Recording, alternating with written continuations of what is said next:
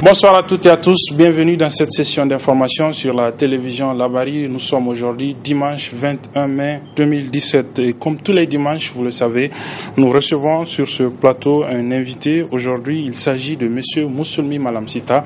Il est le président de l'Association nigérienne pour le civisme et la croissance, l'ANDC. M. Moussoulmi, bonsoir. Bonsoir, monsieur. Avec vous, nous allons parler bien évidemment de l'actualité. Il s'agit donc de l'action des acteurs de la société civile, on va dire de la société civile dans son ensemble, qui avait projeté hier d'organiser une manifestation qui a été interdite, manifestation à la suite de laquelle, donc interdiction plutôt à la suite de laquelle un des responsables de cette organisation de la société civile, en l'occurrence M.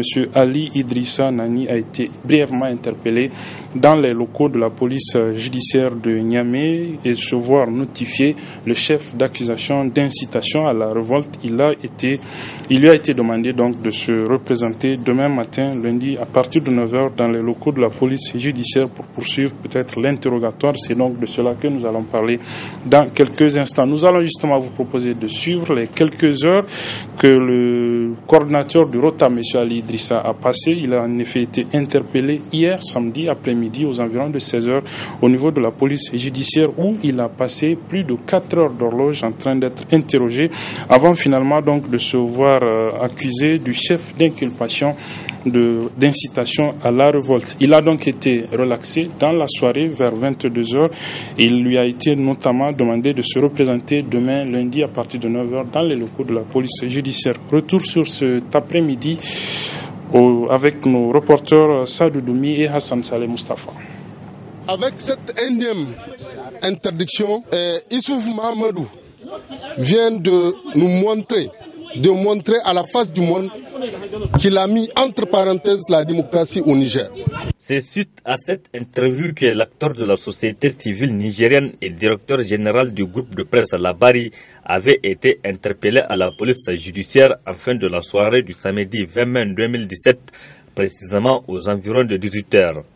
Entre les 4 murs de la police judiciaire, Ali Idrissa avait passé plus de 4 heures d'horloge avant de quitter le local vers 22h. Physiquement en forme et moralement déterminé à poursuivre le combat sans relâche pour préserver les acquis démocratiques, dit-il, au Niger. À la porte de la police judiciaire, ils étaient nombreux, ses camarades de la société civile, les membres de sa famille, les parents, amis et connaissances qui ont chaleureusement accueilli l'acteur engagé. L'interpellation de Ali Idrissa vient une fois de plus reconforter l'ensemble des acteurs de la société civile dans leur combat, mais aussi Ali Idrissa lui-même qui visiblement ni le harcèlement, encore moins les intimidations ne pourront pas le stopper dans ce combat qu'il mène pendant plusieurs années. Ses camarades de lutte, les camarades de lutte donc de Ali Idrissa étaient donc ce matin au niveau de l'association alternative Espace Citoyen pour apprécier cette situation. Ils ont à cet effet animé un point de presse dans lequel ils ont dénoncé cette interpellation brève et qui est synonyme selon eux d'intimidation qui ne passeront pas. Je propose de suivre le résumé de ce point de presse animé par les responsables des organisations de la société civile avec nos reporters Ismaël Moumouni et Aboubakar Souley. Fustiger le comportement des apprentis sorciers qui ne cessent de s'en prendre à tout celui qui veut s'exprimer face à la situation désastreuse dans laquelle végète notre pays. Dans les derniers à liste demeure l'acteur de la société civile et DG du groupe de presse Labari, Ali Idrissa, objet de ce point de presse animé par les organisations de la société civile OSC. Hier seulement, un de nos camarades, en l'occurrence le camarade Ali Idrissa Nani, a été interpellé et gardé à vue pendant plusieurs heures. Nous considérons cette interpellation comme une manœuvre d'intimidation à l'égard de la société civile nigérienne. Le cas de Ali est un cas récent. Avant ça, le 10 avril 2017, on a vu la façon dont on a déployé les forces contre les étudiants et les élèves. On a vu également d'autres arrestations. Celle de Baba Alpha, journaliste qui a été arrêté, jeté en prison avec son père pour le sanctionner par rapport au travail qu'il fait. Nous avons vu également l'arrestation de notre camarade Abdraman Insar d'Agadez, dont le seul tort est de publier régulièrement sur Facebook des posts pour interpeller sur la mauvaise gouvernance et exprimer son point de vue. Il a été arrêté, n'est-ce pas? Et il est détenu aujourd'hui à Agadez. Nous avons vu également les manœuvres qui sont faites pour empêcher à l'opposition politique aussi d'exercer ses droits. Donc on empêche à la société civile, on empêche à l'opposition également, dont un des leaders, en l'occurrence Amadou Djibril Max, est actuellement arrêté et détenu à la prison de Niamey. L'OSC se dit déterminé à ne pas faiblir et défendre vaille que vaille la démocratie. Donc nous sommes devant une situation de dérive face à laquelle nous ne pouvons pas rester les bras croisés. Nous sommes devant des manœuvres de provocation vis-à-vis de la société civile et de l'opposition, et nous avons le devoir de répondre de façon responsable, mais de façon ferme et déterminée par rapport à toutes ces manœuvres de provocation, toutes ces actions qui vont à l'encontre des règles minimales de la démocratie et de l'état de droit qu'on cherche aujourd'hui à mettre totalement entre parenthèses. Il appartient donc que tout le monde prenne conscience de la gravité de la situation. Et en ce qui nous concerne, nous, société civile, nous réitérons encore une fois notre détermination à continuer donc notre combat par les moyens légaux que tout le monde connaît, les marches, les meetings, etc., mais aussi d'autres moyens que nous pouvons explorer. Il n'est pas question pour nous de nous laisser faire et d'accepter qu'on ne peut plus manifester.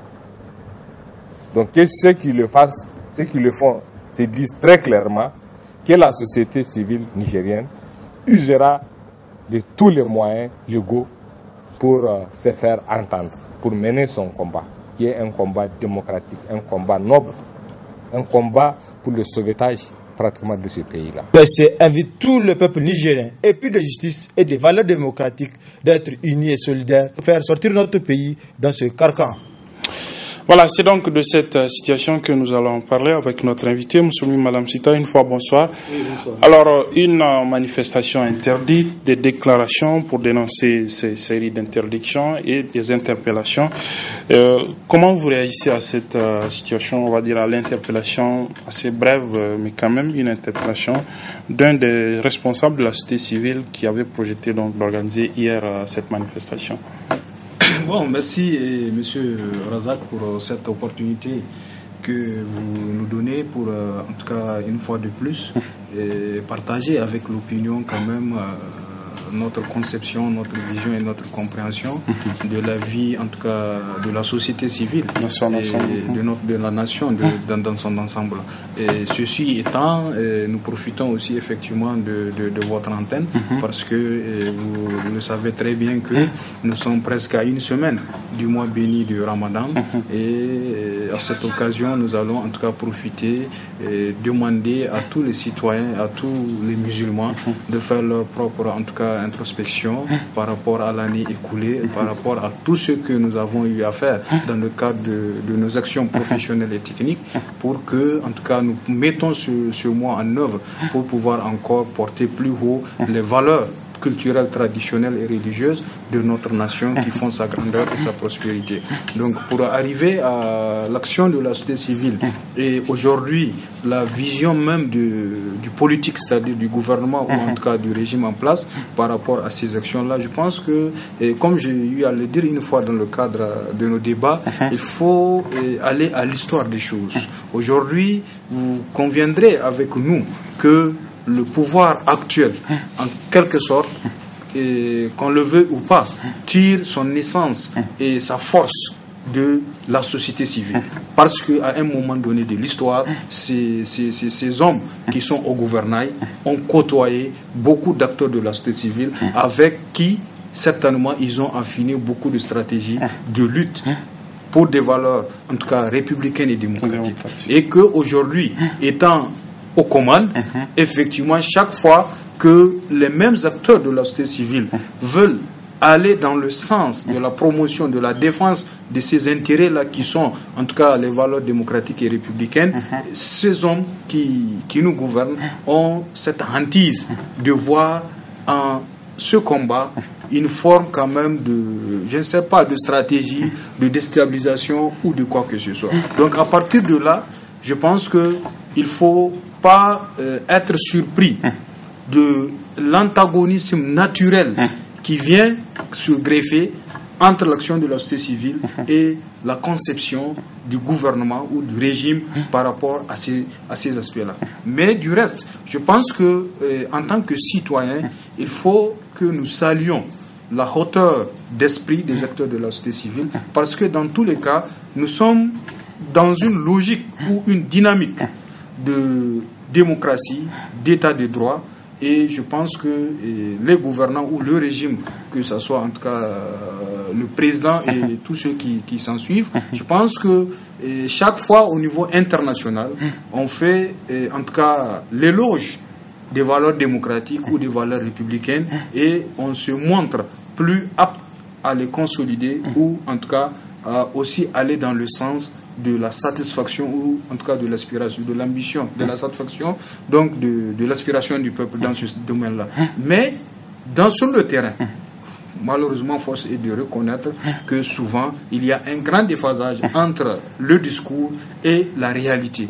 Et cette réalité, je le dis encore une fois, à notre sens, tire en tout cas son essence du fait qu'à un moment donné de l'histoire, ces hommes-là se sont côtoyés. Mais je dis, ce n'est pas ça qui est la finalité. La finalité, c'est que c'est l'avenir dans la construction d'un État plus fort, démocratiquement parlant, et par rapport à la sauvegarde des valeurs républicaines. Oui, justement, et à partir de là, oui, cet avenir-là, comment est-ce que vous l'entrevoyez avec de tels comportements, des interdictions en série de manifestations et puis des intimidations? Il y a certains qui vont jusqu'à crier aujourd'hui à une dérive autoritaire. Bien sûr, je pense que nous entrevoyons cet avenir sur l'angle d'une thématique essentielle qui est quand même, vous le savez très bien, le point fort de notre structure, c'est-à-dire le changement des mentalités et des comportements des citoyens. Parce que quand on dit le changement des mentalités et des comportements des citoyens, dans le cadre de la construction d'une nation prospère, démocratiquement parlant et du point de vue des valeurs républicaines, ça suppose que les hommes qui seront placés sur les différents postes stratégiques qui occupent l'appareil d'État doivent prendre en compte et de façon consciente que c'est pas parce que X m'a placé à ce niveau que de manière aveugle je devrais respecter ce que X a dit si ça va à l'encontre des valeurs républicaines. Parce que, comme on dit, nous sommes tous égaux devant la loi, et je pense que sans les textes de la République, sans la loi, la Constitution et tout ce que ça englobe, le président, il n'est pas président, le ministre n'est pas ministre, le président de l'Assemblée n'est pas président de l'Assemblée. Donc c'est pour dire que tout tient à la loi et au texte, et que toutes les actions que nous sommes appelés à mener doivent s'inscrire dans cette logique.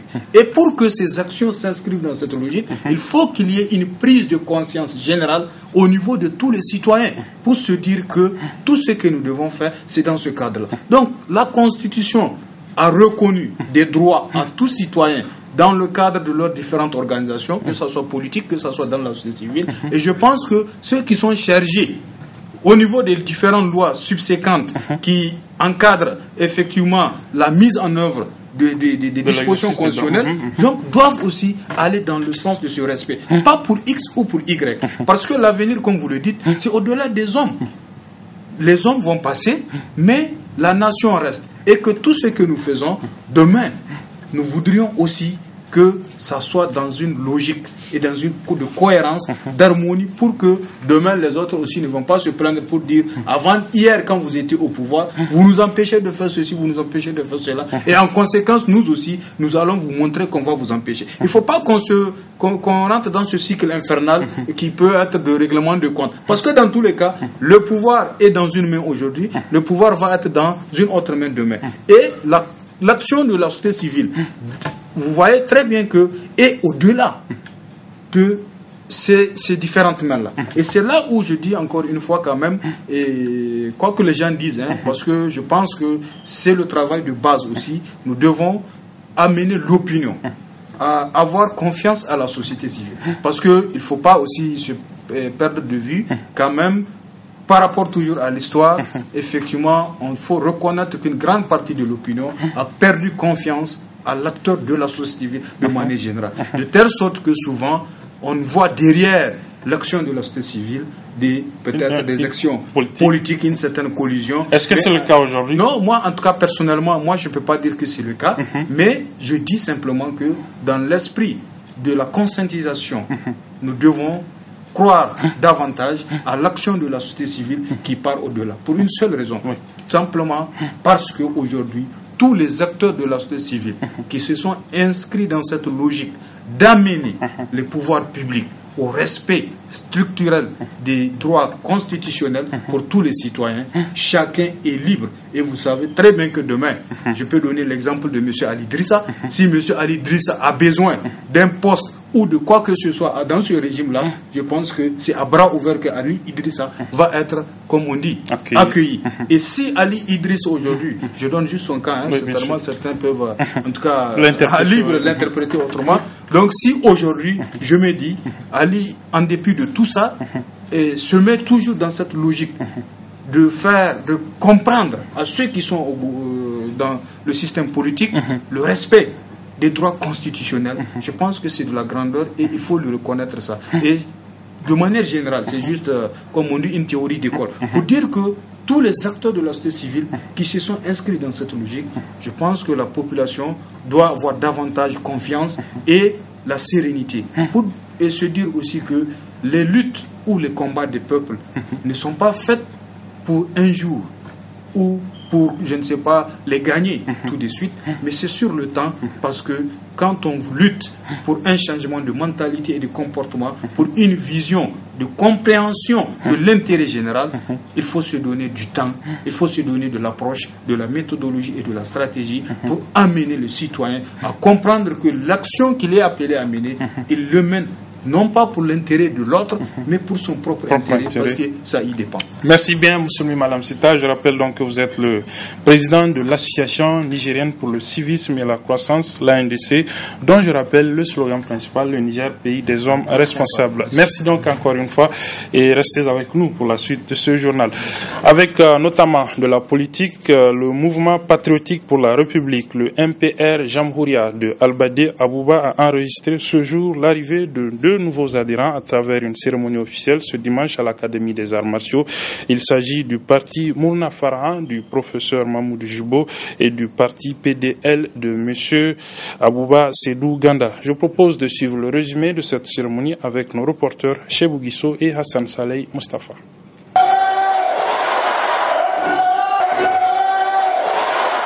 La signature de ce document concrétise la fusion entre certains partis de la mouvance pour la renaissance du Niger, MRN. Il s'agit notamment de Mourna Farhan et PLD haut niveau qui décident d'adhérer au MPR Jamhouria.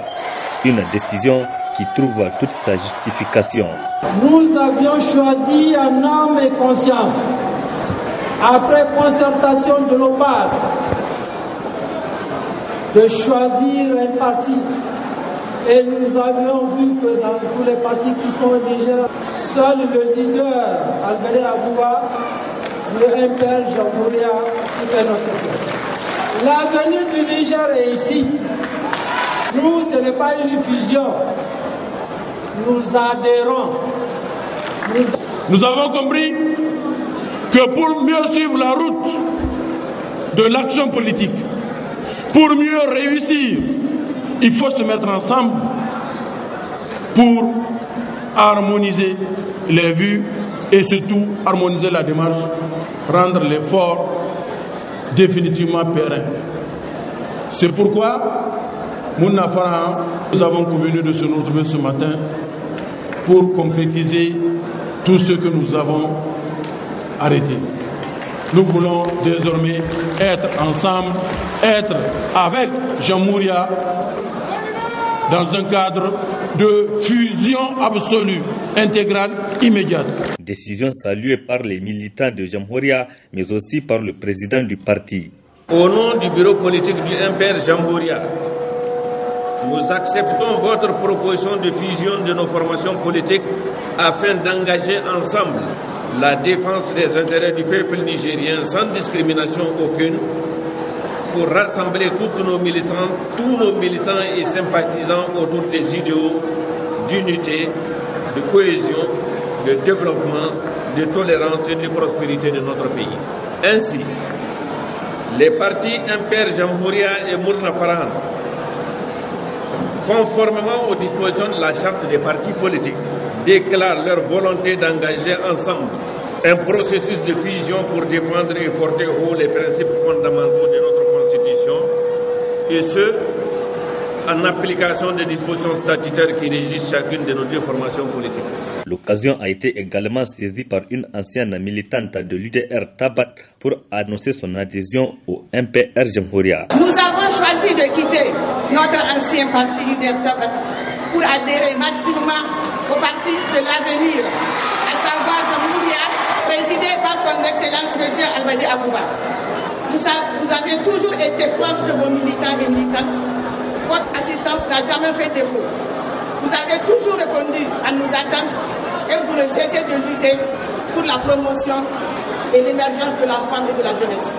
Des décisions qui rassurent le MPR Jamhouria, ce jeune parti né de la division au sein du MSD Nassara. Le club des étudiants en droit à l'université Abdou Moumouni Diofo de Niamey a organisé hier dans la soirée dans l'auditorium une conférence dans l'auditorium de l'université, une conférence sur le thème la problématique du respect des libertés publiques, un thème qui a été apprécié par les participants, comme le rapportent Khalid Ourema et Abdel Razak Hamidou. La problématique du respect des libertés publiques. C'est sous ce thème que s'est déroulée cette conférence organisée par le club des étudiants en droit. C'est de l'ordinaire. Chaque mois, nous collaborons avec le Centre culturel franco-nigérien, Jean Rousse de Niamey, pour pouvoir mener nos activités en ce qui concerne leur localité, pour pouvoir, de ce qui est, c'est-à-dire l'objectif même du club, c'est la promotion, promouvoir le droit. Donc, en ce qui concerne le thème d'aujourd'hui, comme je l'ai dit, donc c'est pour que nous choisissons toujours, à chaque fois, le thème d'actualité. Et d'ailleurs, quand nous contactons aujourd'hui, une fois les organisations de la société civile, les partis politiques et autres, essaient d'organiser des manifestations sur les voies publiques qui sont interdites. Donc c'est pour cela, nous, en tant que juristes en formation, nous avons choisi ce thème-là pour faire comprendre au public et en ce qui concerne nous-mêmes en tant qu'étudiants, pour nous faire cette communication. Un thème qui tombe à point nommé tant il trouve tout son sens à l'heure actuelle dans notre pays. Si cette question a été tranchée une fois, par les juridictions, 2 fois, 3 fois, 4 fois, 5 fois, vous allez voir une jurisprudence va s'installer et l'autorité qui est en face, qui répond systématiquement non, eh bien, elle réfléchira une fois avant de dire non. Parce qu'elle sait la suite que les juridictions vont donner à la requête qui est introduite. Donc, je parlais de la loi de 1963 sur les attributions et les compétences de justice de paix en la matière. Parce qu'on dit que même un jour de fête, un jour férié, le juge, lorsqu'il est saisi, il peut statuer même à domicile. À domicile et chez lui. Chez lui, dans son salon, il suffit qu'il ouvre les portes et fenêtres. Et tient l'audience publique chez lui. Et c'est une audience valable. Vérifiez la loi de 1963. Vous allez voir. Comment se fait le référé? Le référé, il est simple. C'est pourquoi moi j'exhorte l'USN à avoir un avocat ou des avocats qui sont là systématiquement pour la défense des droits des étudiants. La conférence a beaucoup bénéficié de la présence de plusieurs invités de marque, mais aussi des étudiants attentionnés. Voilà, et puis vous le savez, en juillet-août dernier, il y a eu une opération de déguerpissement des kiosques qui sont sur les artères publiques dans la ville de Niamey. Après cette opération, des endroits ont été identifiés pour recaser les commerçants qui ont été déguerpis. Pour le premier arrondissement communal de la ville de Niamey, c'est au niveau du village de Gaboukoura qu'un marché a été prévu. Et bien, ce matin, le maire du premier arrondissement de cette commune a procédé à l'attribution des boutiques aux déguerpis des places publiques. Une centaine déjà de commerçants ont eu l'autorisation de construire leurs boutiques sur le nouveau site. Le résumé de cette cérémonie avec nos reporters Khalid Bourema et Nasser Dantofou.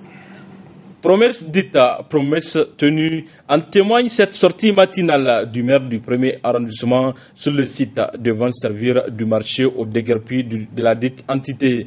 Pour cette première phase, ils sont une centaine de déguerpis des places publiques qui se sont vus attribuer une boutique au nouveau marché de Gabgoura. Moi, je suis resté au CG Bagdad quand on nous a déguerpis et en nous promettant d'être recasés. On n'a pas cru jusqu'à aujourd'hui. Ils ont vraiment tenu parole là.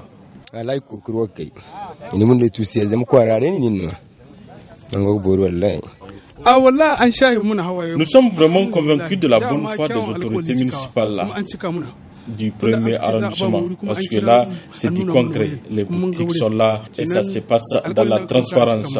On ne peut que les remercier. Pour le maire du 1er arrondissement, cela témoigne de la volonté des autorités à faire de Niamey une ville moderne. Au mois d'août, on avait déguerpi un certain nombre de boutiques qui se trouvent autour des écoles, des centres de santé, des édifices publics, ou bien qui entravent le bon fonctionnement donc de la circulation. Suite à ça, il a été donc identifié dans chaque arrondissement communal un lieu susceptible d'accueillir ces déguerpis. Donc nous sommes aujourd'hui sur le site de Gabgoura pour les déguerpis de l'arrondissement communal Niamey 1. Alors donc ce matin on se réunit pour commencer à attribuer les places aux premiers déguerpis. On avait ouvert un registre à l'arrondissement communal au niveau du service affaires domaniales pour qu'ils viennent s'inscrire. Maintenant ils se sont inscrits. Nous avons demandé tout juste un minimum, l'autorisation qu'on paye une seule fois dans sa vie, qui est de 25 000, et la location place qui est de 2500 francs ici, spécialement pour les déguerpis qui fait 30 000. Donc chacun devait payer 55 000 pour accéder à une place. Donc, il y a un magasin témoin qui est en construction, qui n'est pas complètement fini. Donc ce magasin témoin, une fois fini avec les couleurs, c'est ce que chacun doit donc regarder ce modèle et faire, surtout ceux qui sont au pourtour. Maintenant, à l'intérieur, il y a un autre modèle pour ceux qui sont à l'intérieur. Au maire donc d'en appeler à tous ces commerçants déguerpis de son entité de se faire enregistrer en s'acquittant de la redevance municipale, simple condition pour être propriétaire d'une boutique au marché Gabgoura. Comment procéder à une meilleure commercialisation de la pomme de terre produite dans le département de Dogandouki, c'est dans la région de Dosso.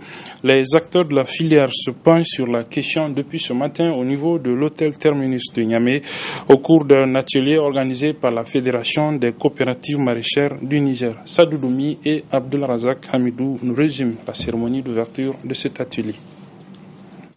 Cette cérémonie marque le lancement de la commercialisation officielle de la pomme de terre Made in Niger. Une pomme de terre locale produite et conservée par les producteurs de la commune de Matankari et de Douti, dans la région de Dosso. L'État a beaucoup fait pour que ces producteurs de Douti puissent bénéficier de leurs travaux. La plupart de la pomme de terre produite à Douti est cette variété Saraounia. Non seulement à Douti, mais aussi à Matankari. Qui, j'ai dit très bien, a d'excellentes qualités. Non seulement sa conservation est très facile, son goût est important et aussi ses bulbes sont de très bonne qualité. Cette campagne différée de la pomme de terre est organisée par la Fédération des coopératives maraîchères du Niger, FCNM, NIA. Dans le domaine spécifique de la commercialisation, la FCNM travaille depuis 4 ans sur le développement économique de la filière pomme de terre au niveau des bassins de production de Dogondouchi et de Matankari, à travers l'organisation de l'approvisionnement en plants de pommes de terre et de la commercialisation. Cette dernière est facilitée au travers d'infrastructures de stockage et de conservation modernes, acquises avec l'appui de plusieurs partenaires, dont AgroSans Frontières Suisse, que nous remercions au passage. Le ministère de tutelle se réjouit de cette initiative qui permettra de trouver une solution au problème de la mévente et de la conservation. Au niveau de notre département ministériel, nous ne faisons que féliciter cette initiative qui, je pense, va permettre de prendre donc en charge cette question donc de commercialisation et conservation, et surtout en mettant l'accent sur l'amélioration de la qualité. La pomme de terre produite au Niger est très appréciée à sa juste valeur par les restaurateurs. Les produits que nous utilisons, c'est les pommes de terre de la FCMNN NIA. C'est des bonnes pommes de terre qui sont là, très efficaces et très bonnes, qui n'ont pas beaucoup d'amidon, qui est bon pour la santé. On les utilise et on n'a pas de problème avec la clientèle. La Fédération des coopératives maraîchères du Niger, NIA, compte 815 coopératives et près de 36 000 producteurs maraîchers. Une école d'enseignement coranique dénommée As-Sakina a procédé ce matin au lancement d'une opération de collecte d'objets de valeur de vivres et de l'argent pour venir en aide aux personnes démunies pendant le mois béni de Ramadan qui s'annonce bientôt. Le résumé de la cérémonie avec nos reporters Halid Bourema et Hassan Saleh Mustafa.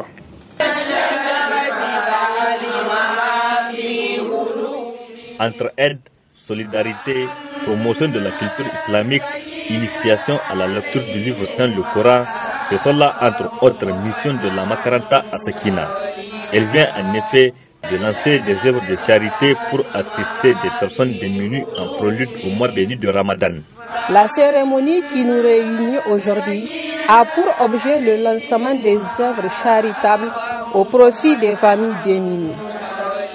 Par ailleurs, la Makaranta a mis en place une œuvre dénommée Spécial Ramadan, alimentée par la cotisation des femmes inscrites. C'est un mois où tout musulman cherche à remplir sa caisse de bonnes œuvres. C'est pourquoi nous avions ouvert cette caisse et nous avions actuellement eu plus de 400 000 en francs CFA et plusieurs habits, des ustensiles de cuisine, de la nourriture, et Inch'Allah, on va les offrir dans les familles nécessiteuses. Parce que vous savez, le mois de Ramadan est un mois où on demande à ce que nous nous entraidions, que nous soyons ouverts à donner, à offrir à ceux qui sont plus démunis que nous autres. Donc nous pensons que quel que soit ce que nous avions, on a plus que quelqu'un. Les besoins sont grands et nous allons justement cibler là où il y a des besoins avec les 400 000. Nous allions par exemple donner, parce que c'est ouvert, aujourd'hui encore à cette fête, il y a des personnes qui sont prêtes actuellement, qui sont en train de donner leur cotisation. Un fonds de solidarité a été ouvert. Les responsables de cette Makaranta en appellent aux bonnes volontés de faire des gestes de bienfaisance. La Makaranta est ouverte pour toutes les apprenantes, parce qu'ici il n'y a que des femmes. Notre malama, elle fait beaucoup de débats, elle est très ouverte, elle est très engagée, elle est humble. Et je pense que à travers cette fête, nous allons avoir d'autres bonnes volontés qui vont sûrement nous donner leur contribution pour affronter ce mois béni. Makaranta As-Sakina a ouvert ses portes le 1er janvier 2014. En 3 ans d'existence, elle compte aujourd'hui plus de 500 apprenantes repartis en 6 groupes de travail. qu'Allah subhanahu wa ta'ala fasse en sorte que mu dan koyi wani abu mutum ya zo duniya ya san ya zo. Fête de fin d'année hier au niveau des écoles de l'amitié nigéro-turque. Elle a été organisée par les responsables. Cérémonie au cours de laquelle les meilleurs élèves ont été primés, comme nous le rapportent ici nos reporters Chebou Guisso et Ismaël Oumouni. Clôturer l'année scolaire dans la joie et l'allégresse après des mois de travail acharné afin de transmettre une formation de qualité à leurs élèves que les responsables des écoles de l'amitié nigéro-turque a organisé cette fête au cours de laquelle ils ont prodiguer des conseils à l'endroit des élèves. Vous êtes la garantie de notre avenir. Vous allez jouer un rôle primordial dans le développement du Niger. Dans ce cadre, j'attends de votre part de suivre vos études et que vous garderiez en tête les intérêts et l'avenir de votre école et de votre pays, quel que soit l'endroit où vous vous trouveriez. Je vous félicite pour votre assiduité et vos efforts tout au long de l'année qui s'achève. Je ne finirai pas mon propos sans remercier les autorités nigériennes pour leur coopération et le soutien sans faille qu'elles nous ont apporté lors de ce processus. Vive la coopération étroite entre le Niger et la Turquie, deux pays amis et frères. Le ministère de l'enseignement secondaire s'en réjouit du respect des accords signés entre la Fondation Marif et notre pays avant de souhaiter bonne chance aux candidats. Cette cérémonie qui annonce les adieux pour beaucoup est un indicateur aussi pour le système en ce sens qu'elle marque une pause, une séquence dans le déroulement du cursus de chacun de nos élèves. Cette fête de fin d'année scolaire des écoles Marif au Niger, de la coopération nigéro-turque, au-delà de l'aspect festif, a pour objectif non seulement d'honorer les élèves, mais aussi de créer une sorte d'émulation entre les élèves des différents segments de l'éducation. Avant de terminer mon propos, qu'il me soit permis de saisir cette occasion pour témoigner une fois de plus, au nom de tous les acteurs du système éducatif nigérien, notre profonde gratitude à la coopération nigéro-turque pour toutes les actions menées au profit du système éducatif nigérien. Bonne chance à toutes les candidates et à tous les candidats. Plusieurs prestations des élèves ont tenu en haleine le public venu pour la circonstance. Les meilleurs encadreurs et élèves ont été également récompensés toujours au cours de cette même cérémonie qui marque ainsi la fin de l'année scolaire de l'école de l'amitié nigéro-turque.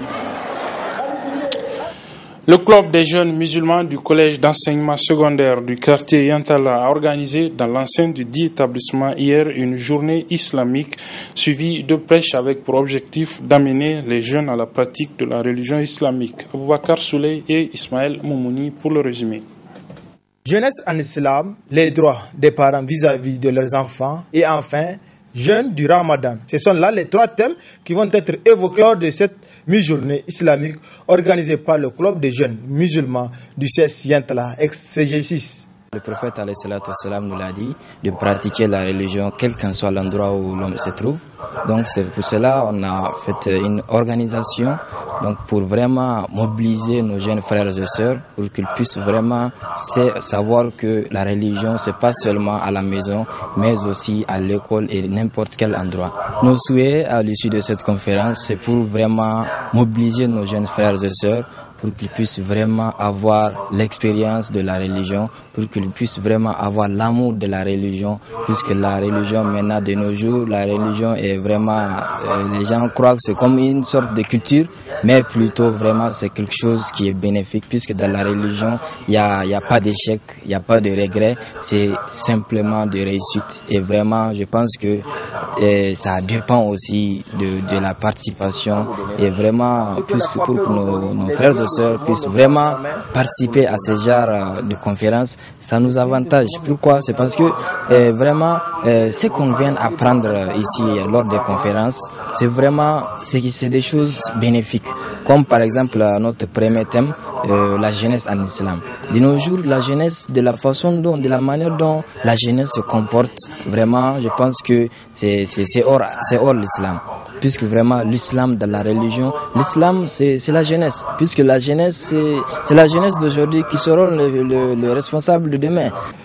Les participants se disent émerveillés par cette conférence pleine d'enseignements. Ce que ça nous a apporté, c'est qu'on arrive à convertir tellement de jeunes dans l'islam, puisque de nos jours, les jeunes sont attirés par Satan. Donc, notre objectif, c'est de les attirer vers nous, vers les paroles d'Allah, d'écouter les paroles d'Allah, de se consacrer à l'islam. Nous avons appris beaucoup de choses, puisque en islam, l'être humain ne cesse d'apprendre. Donc on a acquis beaucoup de connaissances. Plus de connaissances comme concernant le prophète Ibrahim. On a plus de connaissances concernant le prophète Ismaël. Je trouve que vraiment c'est une très bonne initiative, puisque, si on peut le dire, aujourd'hui dans les écoles du Niger, Il n'y a pas mal d'établissements qui organisent ce genre de conférences. Donc c'est vraiment une bonne action, surtout pour la jeunesse islamique.